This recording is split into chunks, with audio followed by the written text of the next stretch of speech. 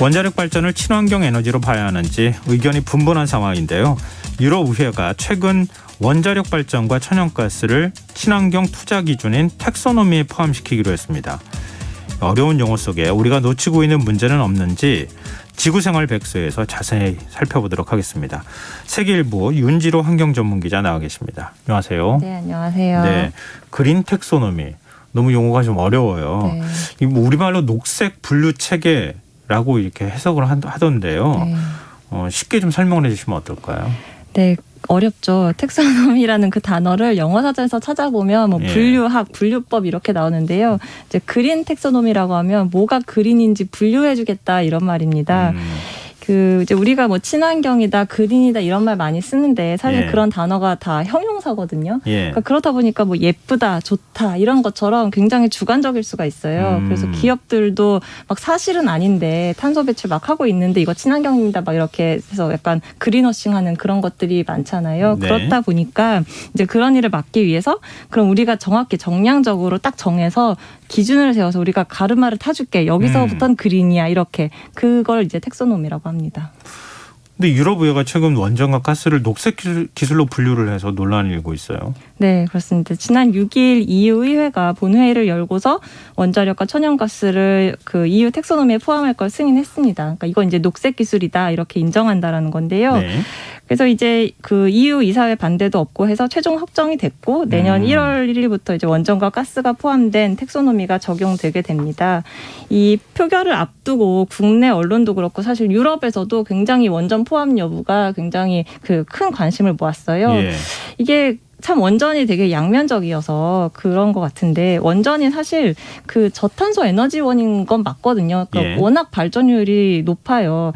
제가 한국원자력연구원 자료를 봤는데 그 석탄 1톤 그리고 뭐 원유 835리터 이걸로 만들 수 있는 에너지를 그 해결료가 5.8g만 있으면 되는 거예요. 그러니까 그 발전 효율로 보면 거의 타의 추종을 불허하는데 이제 문제가 되는 거는 이제 텍소노미 조건 중에서 다른 환경 목표에 중대한 피해를 주지 않는다 이런 원칙이 있어요. 근데 다들 아시겠지만 원전은 이제 가장 치명적인 약점인 또 폐기물 문제가 있잖아요. 그렇죠. 그게 있고 또 이제 한국에서는 잘 모르시는 문제인데 냉각수 문제가 있습니다. 이게 뭐냐면 그 원전 가동할 때는 냉각수가 계속 공급이 돼줘야 돼요. 시켜줘야 되니까요. 그렇죠. 그러다 보니까 이제 수자원 고갈 문제가 있어요. 특히나 유럽에서는 이제 강 주변에 있는 원전들이 많거든요. 그리고 이제 또 한편으로는 지금 유럽이 이제 가뭄 폭염 뭐 이런 것 때문에 엄청 지금 덥잖아요. 그렇다 보니까 냉각수 자체가 이제 없는 거예요. 다 물이 너무 뜨거워서. 그래서 프랑스에서는 이거 원전 가동 이제 잘 못하겠는데 이런 얘기까지 나오고 있어서 이게 과연 그래서 이제 이런 여러 가지 이슈가 있다 보니까 굉장히 국가 간의 공방도 치열했고 그래서 이제 최근에는 이게 빠지나 싶었는데 결국 과반의 지지는 얻지 못하고 텍소노미에 포함되게 됐습니다. 우리 정부는 2030년까지 10개 원전을 수출하겠다 이런 목표치를 제시하기도 했었잖아요. 근데 이번 유럽의회 결정으로 수출 목표 달성에 청신호가 켜졌다 이렇게 해석해도 되는 겁니까? 그 텍소노미가 제가 아까 이제 객관적인 어떤 수치적으로 가르마를 사준다라고 말씀드렸는데 그래서 이번에 이제 원전이 포함됐어도 여기에 여러 가지 기준이 좀 따라붙습니다. 근데 그게 굉장히 높아요. 예를 들면은 이제 원전 수명 연장을 할 때는 가장 높은 수준의 안전 기술을 적용해야 되고, 그 다음에 2050년까지 고준위 폐기물 그러니까 쓰고 남은 이제 핵 연료 있잖아요. 다 쓴 핵연료 이거를 완전히 영구 처분할 수 있는 운영 방안을 마련을 해야 되고, 그리고 2025년부터는 모든 원전과 그 다음에 신규 원전에 사고 저항성 연료를 적용해라 이렇게 돼 있습니다. 전 처음 들어보는 용어인데요. 사고 저항성 연료. 이건 어떤 거예요? 그 원전이라는 게 사고가 나면 위험하니까 여러 가지 이제 방벽들을 설치를 하는데요. 뭐 예를 들면 뭐 25cm 두께 강철로 원자로를 짓고 뭐 막 120cm 두께로 막 이렇게 또 콘크리트를 덮고 막 이런 게 있는데 사실 그렇게 되게 튼튼하게 지었어도 우리 그 후쿠시마 원전 때 보면 그 안에 냉각수 공급 딱 끊기니까 그 안에 막 온도가 올라가가지고 지금 결국 난리가 났잖아요. 그렇기 때문에 그때 이제 나온 컨셉인데 이 핵연료 그러니까 냉각 기능에 이상이 생겨도 핵연료 자체가 좀 버틸 수 있게 말 그대로 저항할 수 있게 이렇게 만들자라는 게 사고 저항성 연료예요. 예를 들면은 뭐 이제 핵연료를 감싸는 그 연료병을 감싸는 그 피복 기관 소재를 좀 이렇게 고온에도 잘 버틸 수 있게 예. 그런 걸로 이제 만드는 소재 개발이 되게 중요하다고 하는데요. 문제는 그 개발이 되게 쉽지가 않아요. 그래서 미국에서 후쿠시마 사고 때 이제 이 이야기를 꺼냈으니까 2011년인데 그때 시작할 때 그러니까 올해 아니면 뭐 2025년 그 정도 때는 이제 상용화를 해야지라는 예. 목표였는데 지금 현재 이제 개발되는 거 보면 한 2030년 정도 얘기가 나오고 있고요. 제가 이제 어제 우리 산업부에도 문의를 해보니까 우리나라도 한 2031년 빠르면 그 정도로 이제 상용화 시점을 내다보고 있더라고요. 근데 이제 EU 텍소노미에서는 2025년부터 써라라고 하는 거거든요. 그러니까 굉장히 사실은 현실적으로 현실성이 좀 어려운 떨어지는 거예요. 그렇죠. 네. 그리고 이게 핵 연료를 개발했다고 끝이 아닌 게 네. 이제 우리 석탄 발전 같은 경우는 뭐 그 석탄이 호주산이든 뭐 어디산이든 상관없잖아요. 근데 그쵸.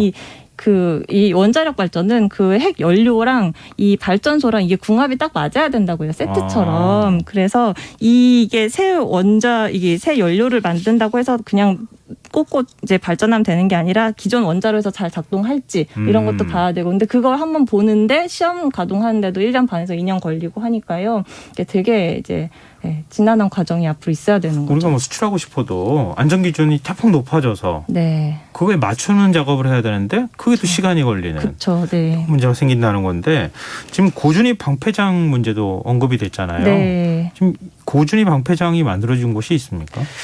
현재 그러니까 운영 중인 처분장은 없고요. 근데 짓고 있는 건 있습니다. 이제 며칠 전에 우리 산업부가 낸 자료가 있는데 그걸 보면요. 핀란드가 24년부터 운영을 개시할 예정이라고 하고요. 네. 또 스웨덴과 프랑스도 지금 부지를 확보해서 현재 건설 중입니다. 그래서 아마도 요 나라 정도에 한해서는 아마 그 방패장이 크게 뭐 어떤 걸림돌이 되거나 하진 않을 것 같은데 이제 문제는 우리나라가 이제 수출하겠다고 공들이고 있는 폴란드나 체코 이런 나라들은 이제 계획을 처분 계획을 마련을 해야 되는 건데 만약에 네네. 그 처분 방안을 마련하지 못하면 자금 조달이 어려워질 수 있고 그럼 우리 수출도 어려워질 수 있는 거죠. 네. 이 이제 고준위 방패장이라는 거는 우리 이제 부지 선정하는 것도 사실 문제지만 이게 비용이 엄청 많이 든다고 해요. 아까 이제 프랑스 말씀드렸는데 프랑스 같은 경우는 시제오 방패장이라는 걸 짓고 있는데 이 비용이 지금 건설 비용이 그쪽에서 추산하는 게 지금 250억 유로 우리 돈으로 한 33조 원인데요. 이게 어느 정도냐면 예. 우리나라에서 원전 지을 때 보통 한 기당 한 5조 원 얘기하거든요. 네. 그러니까 원전 짓는 거에 한 6배 정도가 더 방패장 짓는데 들어가는 거예요. 그러니까 비용이 진짜 어마어마한 거죠. 그럼 뭐 우리나라도 아직 없는 것으로 제가 알고 있는데 네. 만약에 지금 우리가 수출하려고 하는 국가 뭐 체코 같은데 뭐 핀란드가 폴란드에서 방패장을 만들 수 없다 그러면 유럽은 다 연결돼 있으니까요. 다른데 국가가 만든 방패장을 이용할 수는 없는 겁니까? 이게 그 IAEA에서 폐기물 원칙을 두고 있는데 기본적으로 자국에서 처리를 하라는 겁니다. 사실 뭐 원래 쓰레기라는 것 자체가 그 발생지 처분 원칙이라는 게 원래 있긴 한데 네. 특히나 이제 원전 방패물은 이런 이제 고준위 방패물은 워낙 위험하잖아요. 그러다 그렇죠. 보니까 국경 넘나드는 거에 예민할 수밖에 없고 또 이게 만약에 잘못 다른 곳으로 새나갈 경우에 이게 재처리를 해서 뭔가 무기로 전용이 될 수도 있고 하니까 굉장히 민감한 문제예요. 예. 그럼에도 불구하고 만약에 국가 간에 서로 합의를 한다면 이동할 수는 있다고 합니다. 근데 문제는 그 합의가 굉장히 현실적으로 어렵다는 거죠. 제가 그 4월 달에 우리나라의 그 중저준위, 그러니까 예를 들면은 그 원전 노동자들이 쓴 뭐 작업복이라든가 이런 거 이제 하는 중저준위 연구처분장이 경주에 있어요. 네네. 그걸 갔었는데 이제 거기서 하는 말이 예를 들면은 뭐 영광의 한빛 원전 이런 데서 나온 중저준위 폐기물 들어올 때도 주민들이 되게 싫어하신다고 하더라고요. 하물며 중저준위 폐기물이 국내에서 이동하는 것도 되게 민감한데 고준위 폐기물이 국경을 넘어서 들어온다라는 걸 이제 반길 나라가 과연 있을까 싶은 거죠. 근데 말씀 들어보니까 텍소노미에 원전이 포함됐다 하더라도 여전히 허들이 굉장히 높은 거 아니냐 이런 생각이 드는데요. 이 프랑스나 체코 같은 나라들이 텍소노미에 원전이 포함될 수 있도록 백방으로 뛴 이유가 궁금해요. 저도 사실 그게 궁금해서 원전을 지지하는 쪽과 또 지지하지 않는 쪽 그 양쪽의 전문가분들 이야기를 좀 들어봤어요. 네. 원전을 지지하는 쪽에서는 이렇게 이야기를 합니다. 텍소노미라는 게 이런 게 있으니까 이쪽으로 하세요라고 하는 거지 이거 하지 마세요 하는 건 아니라는 거죠. 그러니까 이 기준만 충족하면 할 수 있어요 이렇게 되는 거예요. 그렇죠. 그래서 이제 네. 뭐 거기서 뭐 방패장, 뭐 사고장성 해결료 이런 얘기를 하는데 이게 뭐 영원히 우리가 넘지 못할 벽 이런 게 아니라 단계를 밟아서 가면은 되는 계단 같은 거다. 네. 이렇게 이야기를 하거든요. 네. 그리고 이제 좀 더 현실적인 이유를 찾자면 유럽 금융시장에서는 지속 가능 금융 이게 굉장히 중요한 그 요건이라고 해요. 근데 만약에 이게 텍소노미에 포함이 아예 안 된다 하면은 우리 그 이제 원전을 하면서 녹색 채권이나 이런 걸 발행할 길이 아예 막혀버리니까 네. 어떻게든 일단 집어넣고 이제 그다음에 우리 조건을 충족해 가자 이런 게 일단 중요했을 거다 이런 예. 얘기가 있고요.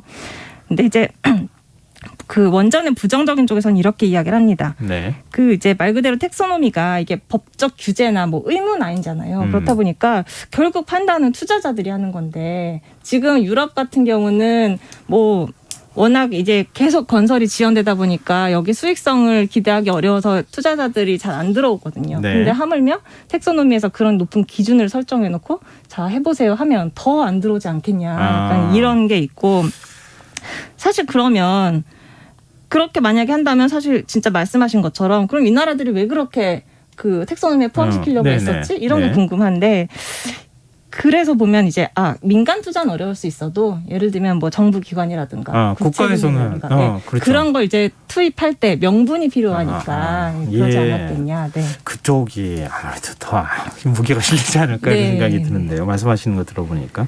근데 가스도 텍소노미에 포함이 돼서 논란이 일고 있어요. 네, 사실 그러니까 제 개인적인 생각으로는 네. 그 텍소노미라는 거에 원래 가장 큰 취지를 생각하면 원전보다는 사실 가스가 포함된 게 사실 더 이상하거든요. 이건 완전 화석 연료잖아요. 네, 그렇죠. 천연가스를 태운다 하더라도 이산화탄소 나오니까요. 그렇죠. 그래서 이제 물론 조건은 붙습니다. 원전처럼 이것도 뭐 전력 생산할 때 배출량이 뭐 킬로와트 시당 얼마 이하여야 된다. 뭐 이런 이제 기준이 붙긴 합니다. 근데 이제 결국은 이제 보면은 원전이라든가 가스라든가 이렇게 논란의 소지가 있는 것들이 결국은 여기 포함됐다라는 걸 보면 이 텍소노미가 굉장히 기술 중심적인 걸 표방을 하지만 사실 그 이면에는 정치적인 뭐 경제적인 이해관계가 깔려 있다. 네, 이렇게 이해를 하면 될 것 같아요. 근데 우리 정부도 K 텍소노미 작업을 진행하고 있다면서요. 네. 이후 결정이 좀 영향을 미치겠는데요. 그렇습니다. 우리나라 그 K 텍소노미 같은 경우는 뭐 가스는 이미 포함이 돼 있고요. 원전에 대해서 이제 앞으로 유럽 진행 상황을 두고 보겠다 이런 상황이었는데 아무래도 지금 이제 현재 환경부가 중심에 돼서 작업 중인데요. 이제 이건 전망입니다만 아무래도 대체적인 요건은 EU 텍소노미를 따라가되 예를 들면 뭐 이제 사고장성 해결료 도입 시점이라든가 이게 지금 EU는 25년이라고 했는데 우리나라 같은 경우 뭐 30년 혹은 그 이후로 이제 미뤄진다든가 하는 식으로 조금 더 완화된 형태가 되지 않을까 이런 게 대체적인 전망입니다. 근데 이제 이 텍소노미가 과연 쓰이겠느냐 이건 또 다른 문제인데 왜냐하면 이게 일단은 국내에서 적용되는 거고 예. 우리나라 기준이 굉장히 촘촘하게 나오면은 이제 외국에서도 K 텍소노미를 준용한다거나 할 수가 있겠는데 이제 현재로서는 그럴 가능성은 낮아 보여서 이게 그냥 국내에서 약간 그 국내용에 그치지 않을까 어떤 의미가 있을까 국제적으로 우리가 뭐 수출하거나 할 때 크게 도움이 될까 약간 이런 이제 또 의구심이 있는 거죠. 우리도 뭐 기술 개발을 더 적극적으로 한다면 뭐 불가능한 일은 아니겠지만 그렇죠. 앞서 말씀 나눴던 것처럼 허들은 굉장히 높아지고 있다. 네. 그럼 우리가 잘 좀 뛰어넘어야 수출 목표들 달성할 수 있겠다. 네. 이런 생각이 드네요. 자, 오늘 지구생활백서 여기까지 하겠습니다. 지금까지 세계일보 윤지로 환경전문기자와 함께했습니다. 오늘 말씀 고맙습니다. 네, 감사합니다. KBS 라디오 김성환의 시사 1부 순서는 여기서 마무리하겠습니다.